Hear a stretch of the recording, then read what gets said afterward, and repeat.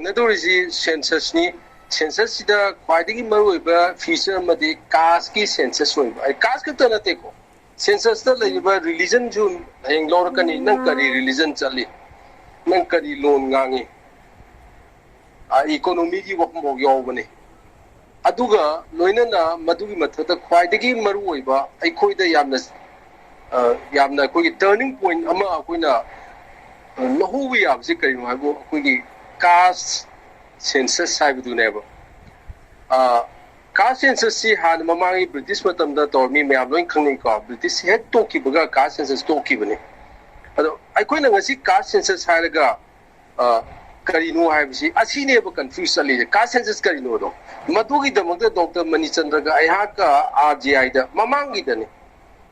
da moi assistant registrar general hai moi ji smai towi RGI is number 1, number 2 is deputy, number 3 is assistant. Ahum jida number 3 is jiga aiga officer di phamna ni ko makoi jina khayam na chawto kebo officer phamna over phone da around 40 minutes kumba wari sai ai ningjang jabal goi minister na ningjang ngani 40 minutes da ai na maunda hamba question je te gishnate ka census se kari dano karmai to na ka se census caste census kamai tawdori no says the caste census always the mana civil caste ni mana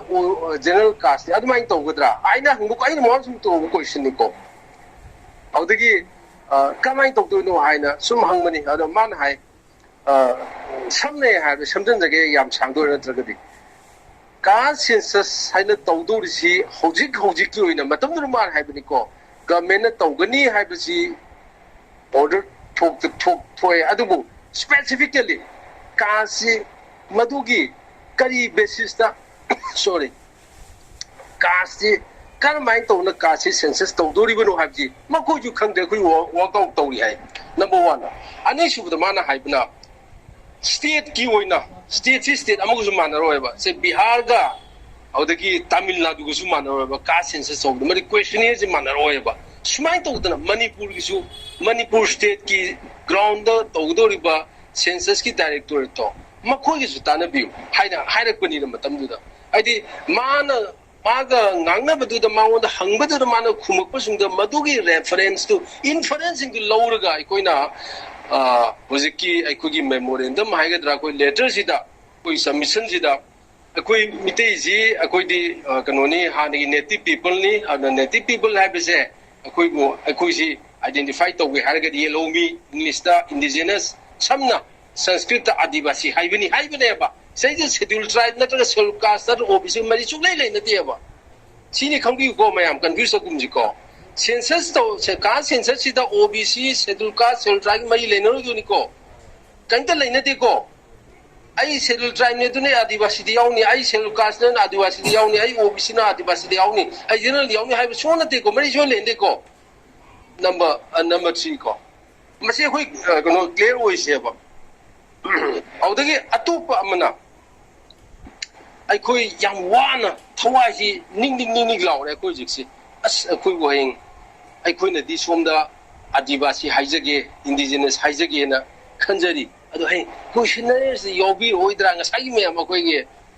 maru Vijay su audagi maru Rajesh na su audagi Dr. Lukram Musana su audagi Dr. Manichandra na su masi yamadugi yamna uninga nungai jadabado yam wajabadu ne akwai da fauri je auda aina hajenin sine ai khoina ai ngonda nan kari ka so tomda kumdau sai ne ba to mana na te ai boss no kumdau na te ba ko na tra ai office thabak to meaning khalaje ba ai kerani ne khalaje ba ai kerani gi boss no kumdau na te ba aina kumdau ri ne ba haidi maitei na kuji kari no haibada ai khoina ne mi kumdau ri se ai khoi ne ba lu ri se ai khoi maitei khoi ne kwai lu ri se ada ai khoi maitei khoi ne kwai lu ri se kari no haibo ai khoi maitei sida kara mana ngasai kanon maru kanona jenro na ya bse haige ai khoi di area ne haibo kampu jingdo ma khoi gu mana hai ta gare khoi di Aryan sagi ni hai doi ne ꯑꯗꯨꯗꯒꯤ ꯑꯃꯨꯛ ꯑꯩꯈꯣꯏꯒꯤ ꯃꯔꯨꯞ doctor ꯂꯨꯀ꯭ꯔꯥ ꯃꯣꯆꯥꯅ ꯍꯦꯛ ꯍꯪꯉꯒꯗꯤ ꯑꯩꯈꯣꯏꯗꯤ ꯃꯩꯇꯩꯅꯤ ꯁꯅꯥꯃꯍꯤꯅꯤ ꯍꯥꯏꯗꯣꯏꯅꯤ ꯌꯨꯝꯀꯣ ꯑꯗꯨꯅꯦꯕ ꯑꯗ ꯑꯩꯈꯣꯏ ꯍꯧꯖꯤꯛꯁꯤ ꯈ꯭ꯋꯥꯏꯗꯒꯤ ꯂꯨꯕꯗꯤ ꯑꯩꯈꯣꯏꯁꯤ ꯏꯟꯗꯤꯌꯟ ꯀꯟꯁꯇꯤꯇ꯭ꯌꯨꯁꯟ ꯒꯤ ꯀꯩꯅꯣꯁꯤ 1950 Manipur 49 Manipur part of India ꯑꯣꯏꯔꯦ 50 ꯔꯤꯄꯕ꯭ꯂꯤꯛ ꯑꯣꯏꯔꯦ ꯏꯟꯗꯤꯌꯟ ꯀꯟꯁꯇꯤꯇ꯭ꯌꯨꯁꯟ ꯃꯇꯝꯁꯤꯗ ꯑꯩꯈꯣꯏ ꯃꯩꯇꯩꯁꯦ ꯑꯩꯈꯣꯏ ꯀꯥꯁ ꯁꯦꯟꯁꯁ ꯇꯧꯈꯤꯗꯦꯀꯣ ꯑꯗꯨꯕꯨ ꯑꯩꯈꯣꯏ ꯃꯩꯇꯩꯁꯦ ꯀꯔꯝꯍꯥꯏꯅ ꯇꯧꯅ ꯑꯥꯏꯗꯦꯟꯇꯤꯐꯥꯏ ꯇꯧꯈ꯭ꯔꯒꯦꯁꯦ ꯑꯩꯈꯣꯏ ꯖꯦꯅꯔꯦꯜ ꯀꯥꯁ ꯑꯣꯏꯅ ꯆꯠꯈ꯭ꯔꯦꯕ ꯖꯦꯅꯔꯦल कास्ट हिंदू अꯣꯏꯅ ꯆꯠꯈꯤꯕꯅꯦꯕ ꯑꯩꯈꯣꯏ ꯃꯩꯇꯩꯁꯦ ꯑꯗꯨꯒ ꯑꯗꯨ ꯅꯠꯇꯕ ꯃꯇꯝꯗꯨꯗ ꯃꯃꯥꯡꯉꯩꯗꯒꯤ ꯑꯩꯈꯣꯏꯒꯤ ꯍꯤꯟꯗꯨꯒꯤ ꯆꯠꯅꯕꯤꯁꯤꯅ ꯂꯣꯏꯅ ꯏꯟꯊꯣꯛꯑꯝꯃꯕ ꯀꯥꯡꯕꯨꯁꯤꯅ ꯁꯦꯗ꯭ꯌꯨꯜ ꯀꯥꯁ ꯑꯟꯇꯆꯦꯕꯜ ꯁꯦꯗ꯭ꯌꯨꯜ ꯀꯥꯁ ꯏꯟꯊꯣꯛꯑꯝꯕꯅꯦꯕ ꯑꯁꯤ ꯌꯦꯡꯕꯤꯌꯨꯀꯣ ꯑꯁꯤꯒꯤꯁꯤ ꯈ꯭ꯋꯥꯏꯗꯒꯤ ꯑꯅꯛꯄꯗ ꯑꯃꯨꯛ 1990ꯒ 1ला 1990 91 92 ꯁ꯭ꯋꯥꯏꯗ ꯑꯣꯏꯔꯝꯒꯅꯤ OBCꯒꯤ ꯃꯇꯥꯡꯗꯣ OBC इम्प्लीमेंट तौरपदुदा मिटैगी OBC ओइननबा एथनोग्राफी रिपोर्ट इरमे फना थाई एथनोग्राफी रिपोर्ट सि मणिपुर यूनिवर्सिटी ओजा अमगा मैतैनी मणिपुर यूनिवर्सिटी ओजाजे सोंधामला कनानो सोंधाम बुदी है केनो ओइने कावरे जे आइगोंदा लेरमने अदुगी रिपोर्ट आइगोंदा कॉपी पिरदना आइगी काय हादन आइखि मतुंग चादा वागेदारे रिपोर्ट आइगोंदे मांगेबा अदुगी जज ओइरंबा अदुसु मैतैनी येंद्रेंबम केनो हाइना अमगा मोय अनीसिना टू मेन केनो कमीशन सारगा मोयना रिपोर्ट सि थागलमे थाबसिदा मैतैजे कास क्षेत्रीय कास ने ना क्षेत्रीय ने इरमेबा अखोई ओबीसी मैतै सिंगजे अदुना अखोइगी ऑफिशियली व्हाटएवर लिटिल ऑफिशियली अखोइबु रिकॉग्निशन पिरम मतमसदा अखोइसी क्षेत्रीय नि हैना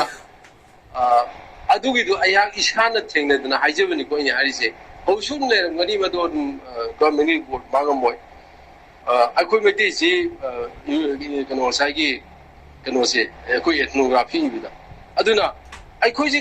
कास्ट जनरल ओइबा जनरल कास्ट नि जनरल हिंदू कास्ट है अखोइसे अदुगा क्षेत्रीय ने OBC की रिपोर्ट से यम में OBC कोई मैते OBC लाउथोंननबा कनो तौबसिदा औदगी मु लोई कांबुना सेल कास्ट ने ना हानदे लेजगरेम को असिने खoi साथिरिजे ना होजि याम साथिगे बुबो अखोइ ngasi bawda अखोइ WMC ना पुथोक्तना इवन X दा बावबा पोंजाइना बावबा खुमाबनी नोइना तौरइसे नोइना तौरसि नोइ सेल ड्राइव ओइननबा लंबी सेमैनी मोइदि आयोनो खंगिनि मैतै कोइना खंगदबै वानेबा नोइना ngasi नोइदि येलोमिनी इंडिजिनसनी गाइना हाइरइसि AST ओइननबा लंबी यालाइने गाइना मोइना अदियोनि इखलाबनी हाइबदि WMC ना ngasi मैतैगी आइडेंटिफाई तौदबसिदा अखोइ असेंबा अखोइ मसागी येलोमिनी गइदु केदोगे येलोमी जिंग निसान दोगे इंडिजिनस हाइजि संस्कृत हाइरगन आदिवासी हाइबनी असि खक्तने बखोइन हाइबसे अदुबो असि हाइबसिदा आयुनो उसलमेबा खोंजाइ जिंगदि WMC मुबसे अदो अखोइ मैतैने खंगदिबसे फाइलु रिसिनिको औदगे मो हौजिक अखोइ मैतै मरक्ता ngसागी अखोइ मरुप कनोना बिजेंद्रना हाइगिबो अखोइ एरियन नि हाइबा कांबुसी हौजिक मखोइबुदी ममांगेदा मखोइना हाइबा ngaktani मैतैनि इलमिसे मखोइना हाइरगदि अखोइ ना हाइबा ngamgidrone नो हाइबा ngamgidrone खोजे मोइना बो हाइदे अखोइ जी इनबन लोइना बक मैतै खोइ इलिने अदुनाने अखोइ ngasi बाववा मोइना हाइ मतुंग इनना अखोइ ngasi लुप्पिसे अदो हाइरिबा अदुगुम अखोइ एरियन नि हाइजरिबा कांबुसिना ngasi हौजिकसु पुबुदी तौरंगने कमाइन तौना मैतैसे मैतै अमतो ओइना अखोइ येलोमिनी नत्रगा इंडिजिनसनी नत्रगा संस्कृत आदिवासी ने हाइरिजे कमाइन थुगाइजेगेन खलमगने मखल मखल येंगनी औदगे मो हौजिक सेंसस तौ मतमसिदा अखोइ ग्रुप खरे जुम हाइबनिको सेंसस तौगे हाइरगदि मणिपुरदा मिटो भाना खंदोकपिगो मिटो खंदो मतुंग सेंसस तौसी हैना येंगो मसी अखोइगी हाइरिबा थुगाइनि म कांबुदुना मसीदा थुगाइरा लोरेना अदोंना मुक तोंगसलगा इरांग तौसी सेंसस तौबि याबि हाइना तौसी गान तौबि यारि पोने कोइ मैतैसि भाबनिको ꯄꯥꯞ ꯁꯨꯛꯇꯥ ꯇꯥꯗꯅ ꯌꯦꯡꯅꯕ ꯃꯁꯛ ꯈꯪꯗꯕꯅꯤ ꯃꯔꯨꯞ ꯃꯁꯛ ꯈꯪꯗꯕꯅꯤ ꯑꯩꯈꯣꯏ ꯃꯩꯇꯩꯁꯦ ꯑꯩꯒꯤ ꯋꯦꯜ ꯋꯤꯁꯔ ꯏꯁꯥꯅ ꯈꯪꯖꯗꯦꯕ ꯑꯩꯕꯨ ꯀꯅꯥꯅ ꯋꯦꯜ ꯋꯤꯁ ꯇꯧꯏ ꯑꯩꯕꯨ ꯀꯅꯥꯅ ꯑꯩꯕꯨ ꯏꯜ ꯋꯤꯜ ꯇꯧꯏ ꯈꯪꯗꯕꯅꯤ ꯑꯩꯈꯣꯏ ꯃꯁꯦꯀꯣ ꯈ꯭ꯋꯥꯏ ꯁꯥꯊꯤꯕꯅꯤꯀꯣ ꯈ꯭ꯋꯥꯏꯗꯒꯤ ꯄꯪꯕ ꯑꯩꯈꯣꯏ ꯖꯤꯕ ꯃꯈꯜ ꯑꯃꯅꯦ ꯅꯥꯄꯤ ꯆꯥꯕ ꯆꯥꯗ꯭ꯔꯒꯁꯨ ꯀꯣ ꯑꯩ ꯍꯥꯏꯁꯦ ꯈꯤꯇꯪ ꯍꯥꯏꯃꯜꯂꯕ꯭ꯔꯥ ꯍꯥꯏꯗꯤ ꯑꯩꯈꯣꯏꯅ ꯉꯁꯤ ꯑꯁꯤꯐꯥꯎꯕ ꯊꯦꯡꯅꯔꯛꯄꯗ ꯑꯩꯈꯣꯏꯗꯤ ꯌꯥꯝ ꯊꯦꯡꯅꯔꯕꯅꯤ ꯑꯩꯗꯤ सिगुम्बा मयामसी अइना गवर्नमेंट की ऑफिसर होइने द फाबो सिगुम गा तौर लापनिना आइदि स्टूडेंट डेज दगिनी सही लास्ट 50 years कुसी तौर लापने अइना थेंगनजरप अइना खंजबदु हाइजबनिको अदुना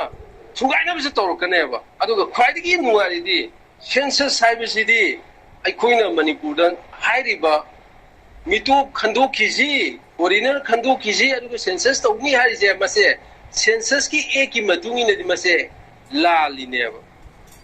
अखोइना सेंसस तौदोरिसे हौजी इंडिया की सेंसस तौदोरिसे इंडियन सेंसस एक्ट 1948 हाइबा कनो हाइबनि अदुगी मदुंगिनदि मिकोक थीबदा फॉरेनर याउना थी हाइदि थी हाइदिने करिगुम्बा मार्क्सी मणिपुरदा लेरेने निग्रो मा अफ्रीका निग्रो साम लेरेने अमेरिकन लिसिंग अम लेरेने बर्मीज लिसिंग अम लेरेने लिसिंग तरा लेरेने मोइजि थीजलो हायब एकी मदुंगिननिको अदो कमाइन तौना मतमदा 1948 ता सेंसस मिकोक थीबा हाइबसी सिटीजन खत्ता थीगे तौनी नते सिटीजन नॉन सिटीजन फॉरेनर ओरगसु within that period of census operation India da leibo orgadi missing loina thijalo hayoba moina thiro doise embassy ki premises leiba se American embassy mong da leibi thiroyeba Chinese embassy mong da leibi thiroyeba Burmese embassy mong da leibi thiroyeba American embassy mong da leibi thiroyeba but embassy mong da leitaba mapanda leibi singdo mapanda yan leidena ko kari toba kara toba mado loina thiyo hayaba की मतुंगन हाइबनिको हाइरिबो वाफमजिन नहान doctor Mani Chandra का अहाका director general of census उजकी all India की census director से मसी office दास मखोई office दी अखोगी करी हाइदोनो चही तरा के मनुंगदा अमुख थबक तौन चही तरा तुम लेबने कुंभ करना गुमने कैम च काना द ऑफिस नमरोम द इन वे चही तरा म अमुक तो वाइदो नमोजी अखोगी पब्लिक का सनदना चाव फंगदने अमुतंग चावरगे ददना याम मसाजी याम चावथोकनग तोदो याम नोनिंग मना मसिगी वाफम जी सेंसस की ऑफिसर सिंगसी आई अमुतंग वारी सागे न मदुगी मतंगदा करिगिनो इंडिया की सेंसस एक ना इंडियन सिटीजन खत्ता नतना फॉरेनर बमसिंग थिउ हारिजे कमाई हाय नोना हंगे न फोनदना तैबिसिदा फंगद्रे अदु lift ngakang minute second khara lift ta tuminabda moi census office ani ga ai khangi moi census office na ka masamu nale mayam ta masanga nale madi adum kanom mo badom ai hange si officer man hamna natte adina kari gino hange moi de natte moi matina thokani dra aina smain tawdana koi doctor manichandra ga ai ibani ni ko census lift manungani makoi ani ibani अना आइना census की Indian census की मतुंगना census तौ मतमदा none citizen foreigner मसिंग थिउ हाय कमाय तोनो हाय कांदा मखोइना करि हारकेबो मदु खुजुजि खल्लिने कोइ नैनरिनि hi we are discussing on that युंको अदु ओरगदि अखोइना सिदम मणिपुरदा ngang ji samnari bra mako mai samnadabane एक की मतुंगने दि सेंसस की कनो दि फॉरेनर खंदु हाय बनते फॉरेनर थिजल वारी ने बा एक ने बा दिस इज एक्ट अन सिगुम मयाम से अखोई खंग मथौ ताई अखोन फुटबॉल सानगे हारगदि फुटबॉल फील्ड थोंग तमदा फुटबॉल की रूल दो फुटबॉल सानबगी नियम जो कोई खंग ताई नत्रगदि मिगी मखोंग द काउर दुरी ने खंगदना ऑफसाइड सेंसर द बॉल चन होनों दुने बा outside the council gadorine but sanabagi rule ju khangdong me that means we should be enlightened asini da koi mete gi akoi na gna tok da asidani atop kanglumna se atai akoi gi adversary oi ba kamu na akoi bu yamna lakse na to je koi khanglam khang phatana ko akoi ama le jai na thara pat pa ga pandit sabai mai chou sabai do अदु मसिना Koyna पंगाइ the हाइदे chin the थोए न ngang बे लैतुन छरु पाने पंगा ngang बा हसि अदु मतलब नते we should be very specific even hojing matamda mayam khangbi ko doctor tambada chumnagi specialist super specialist hai do dugine ai koi nyam pointed oise ba akoi na ngasi khana wapung da du ni sai jeri do AC ga mix up to gi gumje koi AC ga mix up to gumsi dharma ga mix up to gumje hari je census operations da budi different indices la kana ba kari loan ngangi nama loan kari no nangi mother tongue kari no nang kari dharma chali nang economic position kari no nang gari leibra gari loibra four wheeler loibra nang phone busan bra kana auju ko phone bu auju di haira ro harded ho palam bani auju mobile mi ku mobile sin na hoi paisa pai ba ngam pa ya chen lebi mi ni sin wani sin le mobile ka sin na dagi aduna different indices le adu quite maru ibdi andak se kaski हम हफ्सल कुदुने मदुने all India की ना काजी हफ्सल इसदी याम Singh हारदी BJP कांगुना सु पाममने और JDU कांगुना मो NDA कांगुना अदुई मथक्ता मो India block ना कन्ना तोरगा करिगिनो तसेमि इंडिया ब्लॉक की कांग्रेस कन्ना तोरिस केनो बो हानदी मो सिंगा यादबने से मोइना नेबो तोरमद्रिजे अद होजिक तोरिस केनो बो इंडिया सिदा और बैंक सागता बगी वाद मोय तोसे तोन बा कासिंग तोन बा फुरुप सिंसी इकोनॉमी की चापटपा हंदबा अवांग बानी में जाम लेमंगरे अदुना मसी मखोगी कासिंग सिगी कनोसी अखोगी मसिंग जी खंगगा मखोई डेवलपमेंट की करी प्लान तोबदा मखोई नंबर दुगी मतुना बजट रिफ्लेक्ट तोंगी हाइबने आइडिया दी whereas अखोई मैते की करिनो अखोई मैते की दुगी नते अखोइना तौसिदी अखोइसे मैते सिंजे vertically machet thona kathat piram base koi dharma duna I'm not talking against I'm not against Hinduism ina dharma against kaim nei te ko I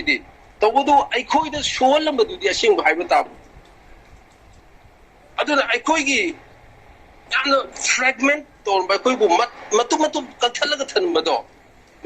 madu gi matam natre madu hogi bina hogre adu ngasi da gi di aikoi sige opportunity je labni na India की दी vote bank की राज्य सानबने लौरे अखोइददी अखोइगी मचेत मतु थोरब मैतै से तोन मैतै से अखोइगी पुनजनबगी मतम दु लाए हाबदो अदु खंगजी हाबने अदु खंगदे अखोइ म्यामना नो नोइनो क्वेश्चनर सेमगरा सेमोरा अखोइ मैतै दि सिनि लोरे सिलोरे नथिंग डूइंग नो दी आरजीआई ना हाइगेरा नंगी करियर हाइगे हाइनिंग बाहर जो कोइ सिन दा दै तो हमतन तौदबि यारोय मधुगी थौनादो लेजे बनी दा याम सोन तौबिरकद्रा तौबिरो दु खंदौ नते अतोगी दमुक्तने कोइन ngasi कनो तोरंग साइ मरो कनोना डॉक्टर